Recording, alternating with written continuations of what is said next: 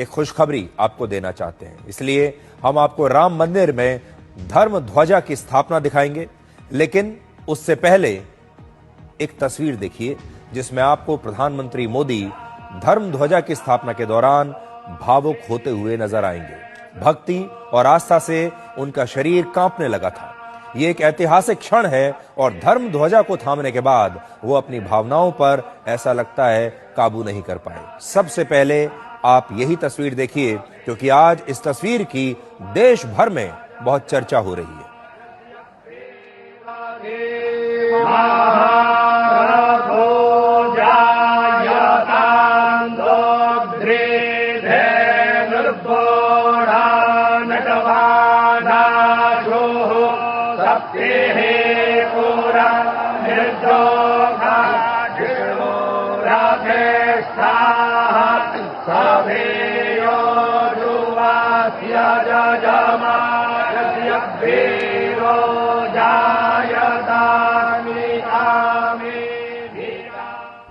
अब तक आपने एक नए युग की शुरुआत कहानियों या इतिहास की किताबों में पढ़ी होंगी। आपने प्राचीन सभ्यता के पुनर्जागरण के किस्से अभी तक सिर्फ सुने होंगे, लेकिन आप और हम और भारत की ये पीढ़ी बहुत सौभाग्यशाली है जो एक नए युग की शुरुआत अपने जीवन काल में होते हुए देख पा रही है। राम मंदिर की धर्म ध्वजा सिर्फ एक ध्वज नहीं है, ये भारतीय सभ्यता के पुनर्जागरण का ध्वज है और ये एक नए आध्यात्मिक युग की शुरुआत है। तो आइए अब आपको सनातन की उस स्वर्णिम यात्रा पर लेकर चलते हैं जिसकी प्रतीक्षा सदियों से हो रही थी। महाभारत का एक श्लोक है, धर्मो रक्षति रक्षितः, जिसका अर्थ है जो धर्म की रक्षा करता है धर्म उसकी रक्षा करता है। यही भारतवर्ष और सनातन का सूत्र वाक्य भी है। करीब 500 वर्षों के संघर्ष के बाद आज अयोध्या के राम मंदिर पर एक बार फिर से धर्म ध्वजा की स्थापना हुई है और इसके साथ ही राम मंदिर आज संपूर्ण हो गया। सनातन की मान्यता के अनुसार मंदिर 2 चरणों में संपूर्ण होता है। पहला, जब मंदिर में देवता की प्राण प्रतिष्ठा होती है, और दूसरा, जब मंदिर के शिखर पर धर्म ध्वजा स्थापित होती है। और ऐसा होने तक मंदिर को अधूरा ही माना जाता है। और आज इस धर्म ध्वजा के साथ एक बार फिर से अयोध्या धाम में पूर्ण वैभव की स्थापना हुई है। और इस विश्वास, आस्था और गौरव की प्रतीक्षा हमारे देश में पिछले 500 वर्षों से हो रही थी। लेकिन इस दौरान सनातन धर्म को मानने वालों का विश्वास कभी भी मर्यादा पुरुषोत्तम श्री राम में कम नहीं हुआ। सनातन में अयोध्या को भारतीय सभ्यता की राजधानी माना जाता है। आप कह सकते हैं अयोध्या हमारी आध्यात्मिक राजधानी है। इसलिए यह धर्म ध्वजा सिर्फ एक केसरिया झंडा नहीं है, यह सनातन के स्वाभिमान की वापसी का प्रतीक है। और अब एक बार फिर से अयोध्या की वही पुरानी भव्यता लौट आई है। राम मंदिर निर्माण के संघर्ष का तीसरा और आखिरी अध्याय ये धर्म ध्वजा है। तो आप याद कीजिए, इसका पहला चरण अगस्त 2020 में राम मंदिर के भूमि पूजन और शिलान्यास के साथ शुरू हुआ था। दूसरा चरण जनवरी 2024 में राम मंदिर की प्राण प्रतिष्ठा के साथ पूरा हुआ। और अब आज धर्म ध्वजा के साथ ही राम मंदिर संपूर्ण हो गया है।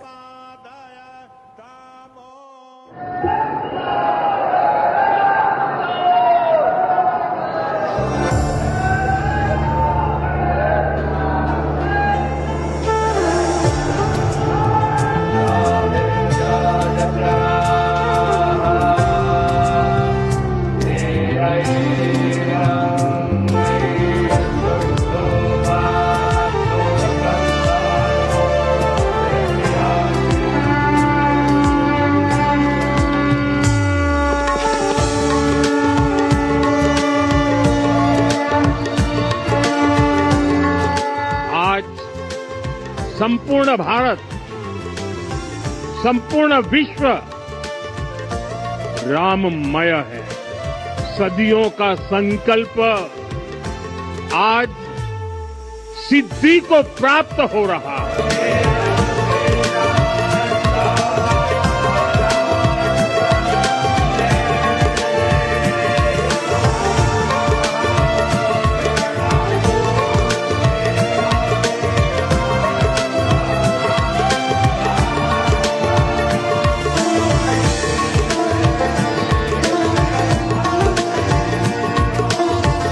ये धर्म ध्वजा केवल एक ध्वजा नहीं, ये भारतीय सभ्यता के पुनर्जागरण का ध्वज है।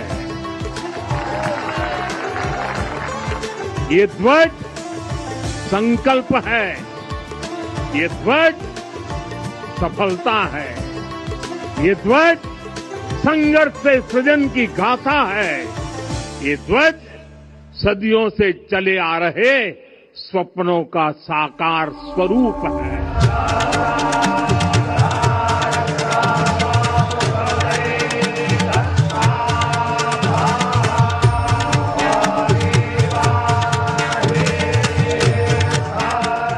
भगवान श्री राम के भव्य मंदिर पर ध्वजारोहण एक यज्ञ की पूर्णाहुति नहीं बल्कि एक नए युग का शुभारंभ है। रोज ये इच्छा मन में व्यक्त करते रहे कि मंदिर बनेगा बनेगा, बन गया। और आज उस मंदिर निर्माण की शास्त्रीय प्रक्रिया पूर्ण हो गई। ये धर्म ध्वज आह्वान करेगा सत्यमेव जयते नानृतम, यानी जीत सत्य की ही होती है, असत्य की नहीं। सियावर रामचंद्र की, सियावर रामचंद्र की जय सिया राम।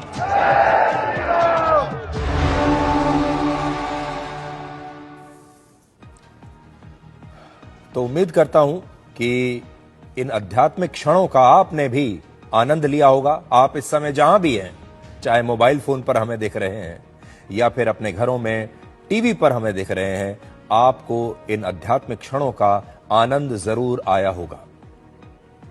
धर्म ध्वजा से जुड़ा एक पौराणिक किस्सा है, लेकिन उससे पहले ये पंक्ति सुनिए।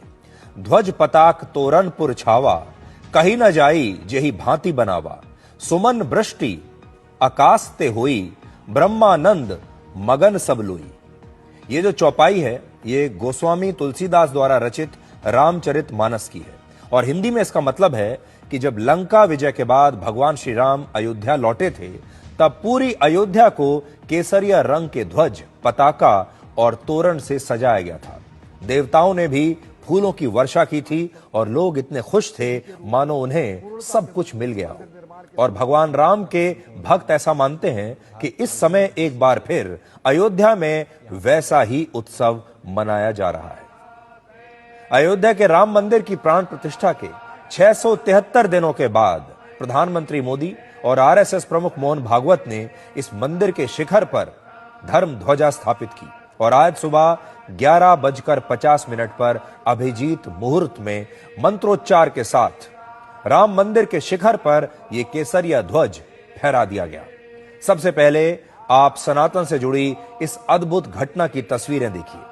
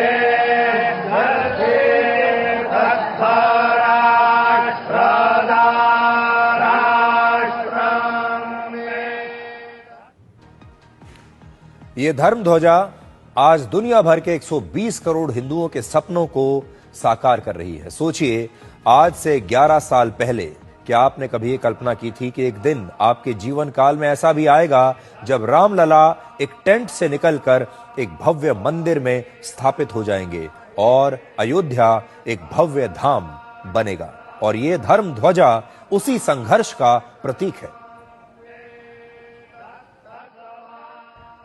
ये ध्वज संकल्प है, ये ध्वज सफलता है, ये ध्वज संघर्ष से सृजन की गाथा है, ये ध्वज सदियों से चले आ रहे स्वप्नों का साकार स्वरूप है।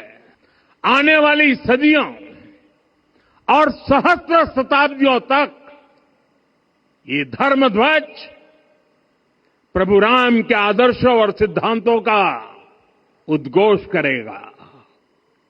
ये धर्म ध्वज आह्वान करेगा, सत्यमेव जयते नानृतम, यानी जीत सत्य की ही होती है, असत्य की नहीं। ये धर्म ध्वज उद्घोष करेगा, सत्यम एक पदम ब्रह्म सत्य धर्म प्रतिष्ठित, अर्थात सत्य ही ब्रह्म का स्वरूप है, सत्य में ही धर्म स्थापित है। ये धर्म ध्वज प्रेरणा बनेगा, प्राण जाए पर वचन न जाही, अर्थात जो कहा जाए वही किया जाए। राम मंदिर की इस ध्वजा की लंबाई करीब 22 फीट और ऊंचाई 11 फीट है। ये करीब 42 फीट ऊंचे ध्वज स्तंभ पर लगाया गया है, जिसे राम मंदिर के 161 फुट ऊंचे शिखर पर स्थापित किया गया है।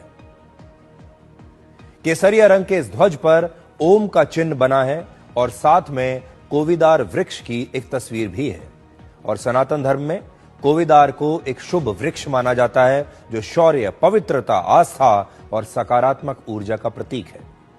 श्री राम सूर्यवंशी हैं और सूर्यवंश के राजाओं के ध्वज पर सदियों से यही प्रतीक मौजूद रहा है। और इस ध्वज पर सूर्य देवता भी हैं, जो विजय का प्रतीक माने जाते हैं। इस केसरिया झंडे को एक मजबूत पैराशूट फैब्रिक से बनाया गया है, जो पैराशूट में इस्तेमाल किया जाता है, वही कपड़ा जिसे पैराशूट में इस्तेमाल किया जाता है। और इसीलिए इस कपड़े पर तेज हवाओं और मौसम का कोई असर नहीं होगा। और इस झंडे का वजन करीब 2 से 3 किलोग्राम के आसपास है और इसे अहमदाबाद के एक पैराशूट विशेषज्ञ ने तैयार किया है। धर्म ध्वजा स्थापित करने से पहले प्रधानमंत्री मोदी ने आरएसएस प्रमुख मोहन भागवत के साथ मंदिर की पहली मंजिल पर बने राम दरबार में जाकर पूजा और आरती की। इसके बाद उन्होंने रामलला के दर्शन किए और प्रधानमंत्री मोदी आज रामलला के लिए नए वस्त्र और एक पारंपरिक पंखा लेकर भी पहुंचे, जिसे कहते हैं चंवर।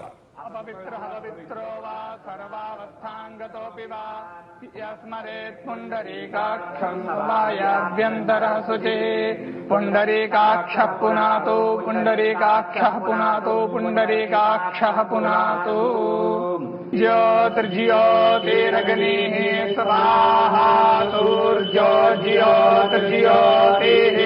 सूर्यः स्वाहा अग्निर्वर्चो ज्योतिर्वर्चः स्वाहा सूर्योर्वर्चो ज्योतिर्वर्चः स्वाहा ज्योतिः ऊर्जः सूर्यो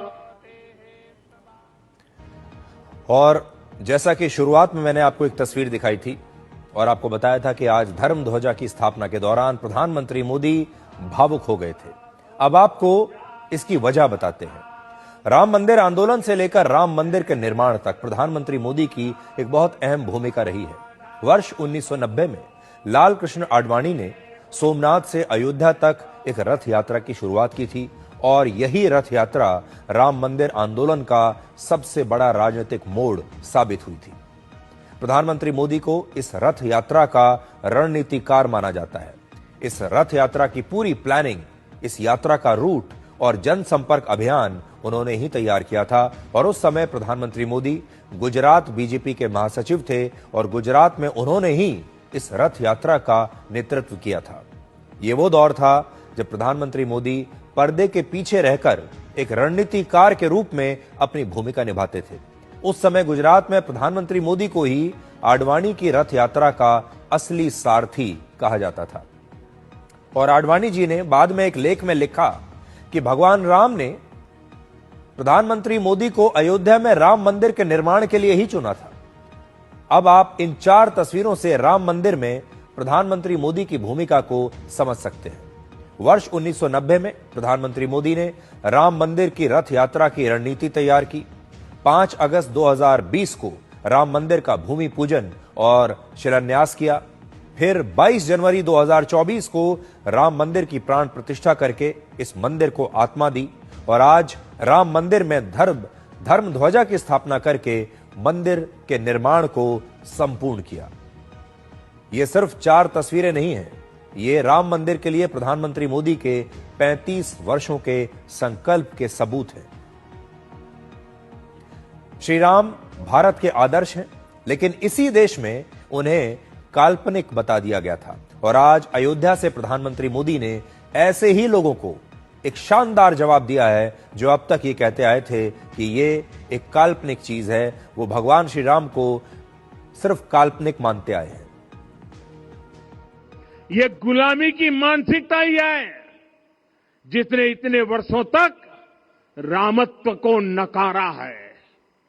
भगवान राम अपने आप में एक वैल्यू सिस्टम है।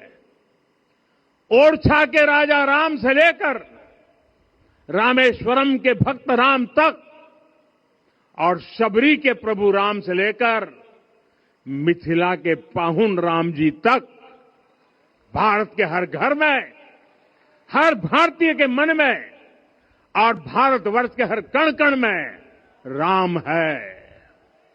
लेकिन गुलामी की मानसिकता इतनी हावी हो गई कि प्रभु राम को भी काल्पनिक घोषित किया जाने लगा। साथियों, अगर हम ठान ले अगले 10 साल में मानसिक गुलामी से पूरी तरह मुक्ति पा लेंगे और तब जाकर के ऐसी ज्वाला प्रज्वलित होगी, ऐसा आत्मविश्वास बढ़ेगा कि 2047 तक विकसित भारत का सपना पूरा होने से भारत को कोई रोक नहीं पाएगा। आने वाले 1000 वर्ष के लिए भारत की नींव तभी सशक्त होगी जब मैकाले की गुलामी के प्रोजेक्ट को हम अगले 10 साल में पूरी तरह ध्वस्त करके दिखा देंगे।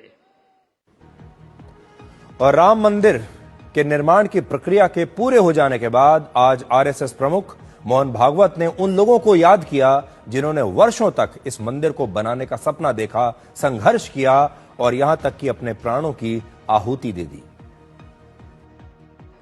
आज हम सबके लिए एक सार्थकता का दिवस है। इतने लोगों ने सपना देखा, इतने लोगों ने प्रयास किए, इतने लोगों ने अपने प्राण अर्पण किए। आज उनकी स्वर्गस्थ आत्मा तृप्त हुई होगी। आज वास्तव में अशोक जी को वहां शांति मिली होगी। जो पीछे रहे वो भी रोज ये इच्छा मन में व्यक्त करते रहे कि मंदिर बनेगा बनेगा, बन गया। और आज उस मंदिर निर्माण की शास्त्रीय प्रक्रिया पूर्ण हो गई, ध्वजारोहण हो गया। राम राज्य का ध्वज जो कभी अयोध्या में फहराता था और संपूर्ण विश्व में अपने आलोक से सुख शांति प्रदान करता था, वो ध्वज आज फिर से नीचे से ऊपर चढ़ता हुआ और अपने शिखर पर विराजमान होता हुआ हमने अपनी आंखों से देखा है, इसी देह में देखा है।